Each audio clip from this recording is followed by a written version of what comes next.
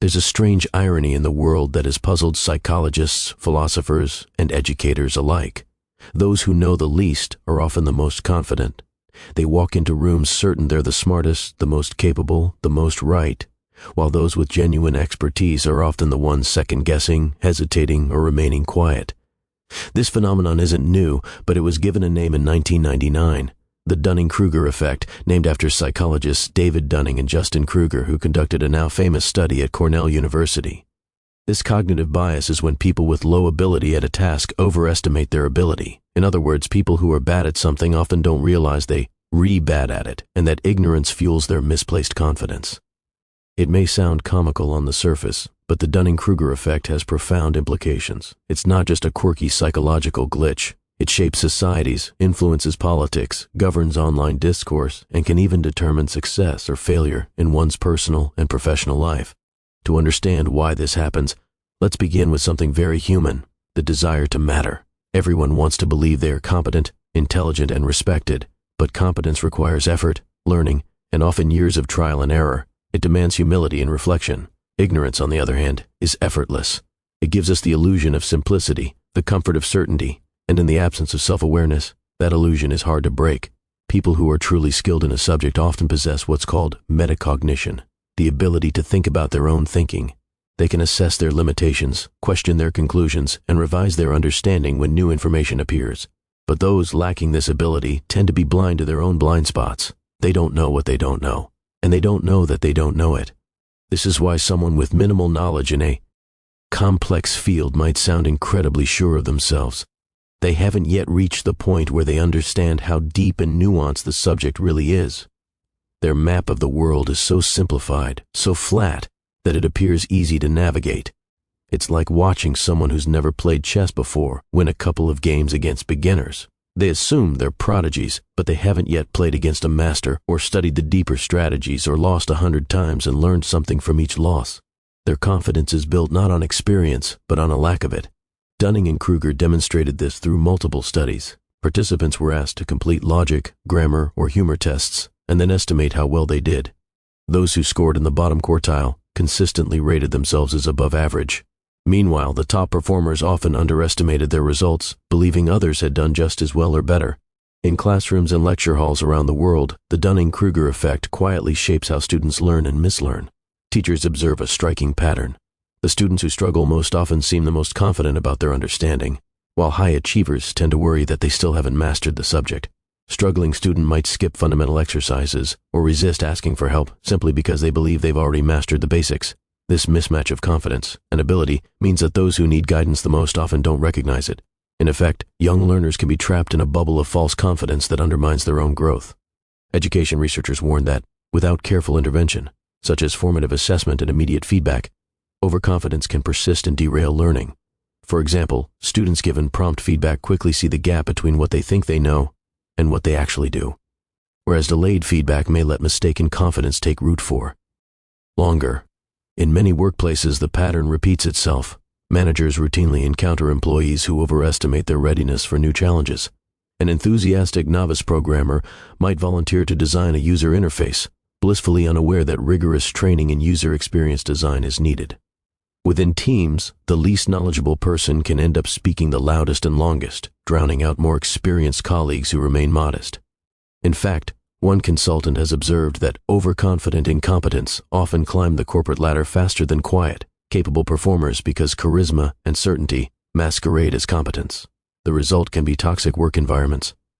Projects stall when confident assertions go unchallenged, and good ideas from humble experts get ignored.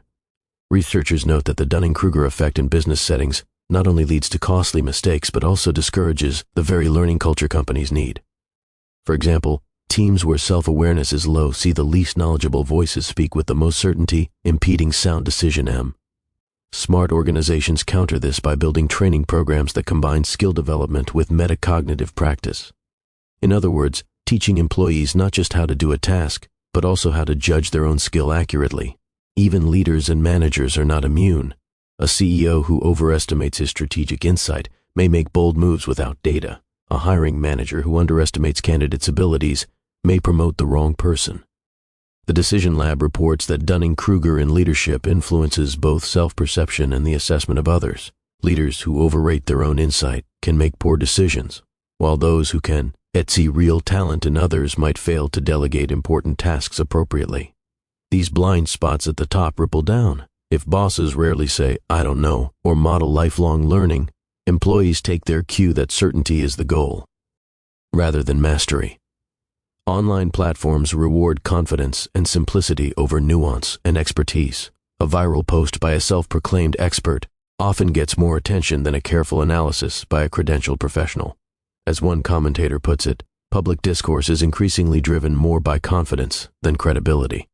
The phenomenon of so-called Facebook experts illustrates this.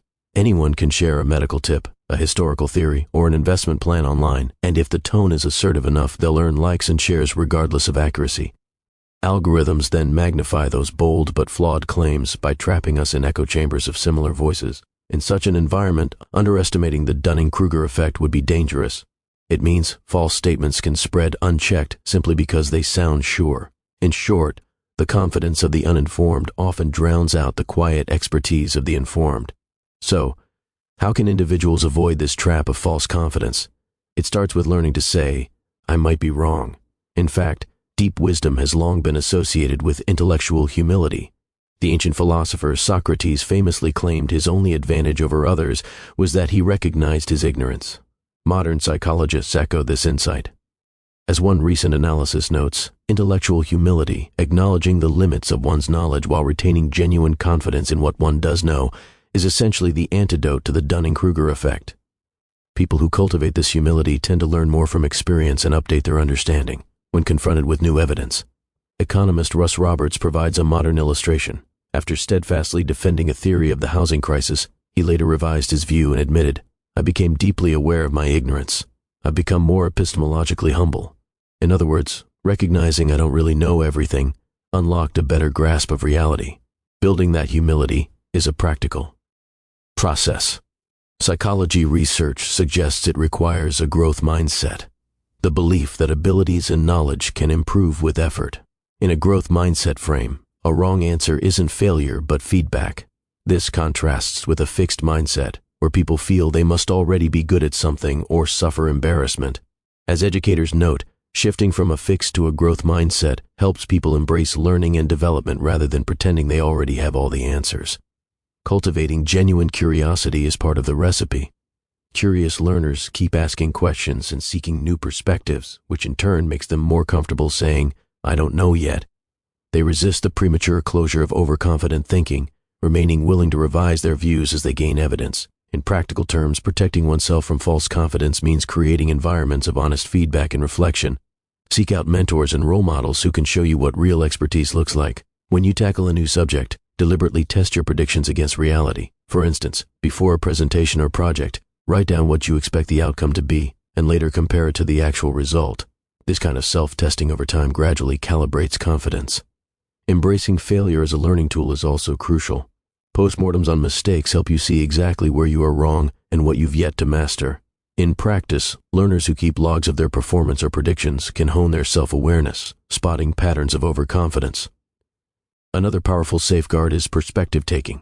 Engage respectfully with people who know more than you do, and practice explaining concepts back to them to check for blind spots.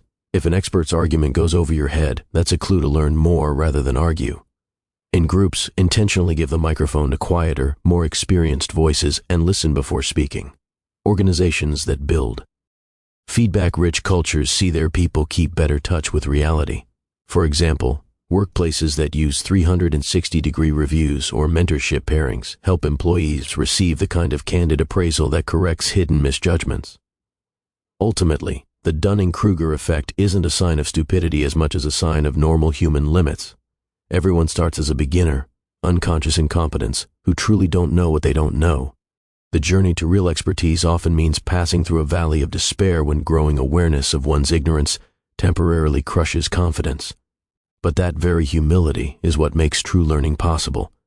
It's a painful transition, but as one expert described it, conscious competence with deliberate practice and self-awareness becomes the stage where skill and confidence finally align.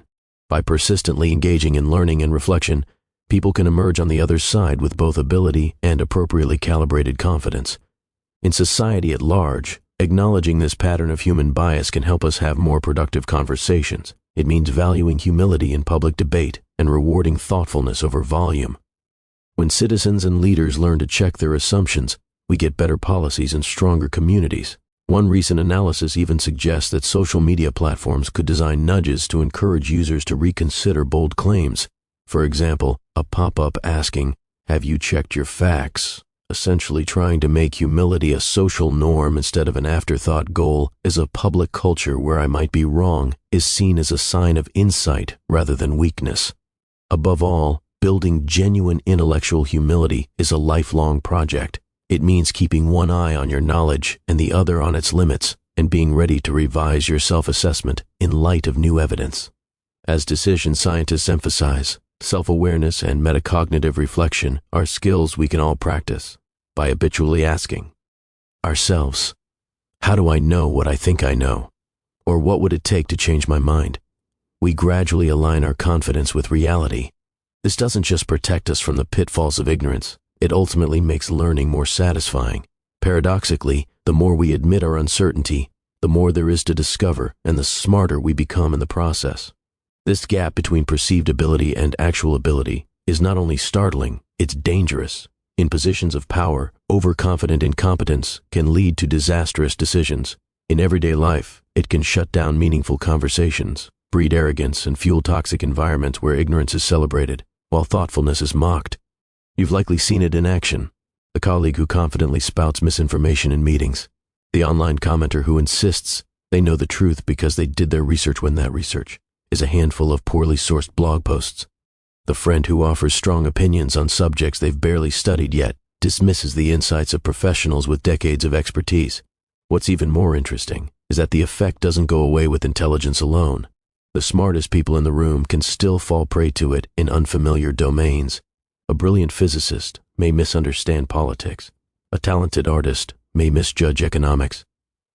The moment we stop questioning ourselves is the moment we become vulnerable to our own illusions. So what's the antidote? Humility, curiosity, a willingness to say, I don't know. These are not signs of weakness, they are signs of intellectual strength. Because the person who can admit their ignorance is the person who can grow. The Dunning-Kruger effect teaches us that confidence should be earned, not assumed. That knowledge is not just information, it is self-awareness, context, and the ability to navigate uncertainty with grace. But our culture often rewards confidence over competence. We see it in job interviews where the boldest candidate often gets the job, even if they lack the skills. We see it in politics, where simple answers and strong declarations often win over thoughtful complexity. We see it in social media, where those who speak the loudest are heard the most. This creates a loop. Overconfident voices rise, are rewarded with attention, and then become even more confident. Meanwhile, quiet thinkers recede, disillusioned by a world that doesn't seem to value depth. It's not just individuals who are affected, it's our entire information ecosystem. Now, let's pause for a moment to ask, why do we do this? Why do people cling so tightly to false confidence? Because doubt is uncomfortable, not knowing is vulnerable, and in a world that constantly pushes us to appear strong, knowledgeable, and in control, admitting uncertainty can feel like failure, but it isn't. In fact, the wisest minds throughout history have emphasized this. Socrates, often considered the father of Western philosophy, famously said, "I know that I know nothing." That wasn't self-deprecation. It was the highest form of intellectual honesty. To acknowledge the limits of our understanding is to open ourselves to learning. It's to say, this is bigger than me. And that's okay. It's not the easy path, but it is the path of real wisdom. And here's the irony. The more you learn, the less certain you become.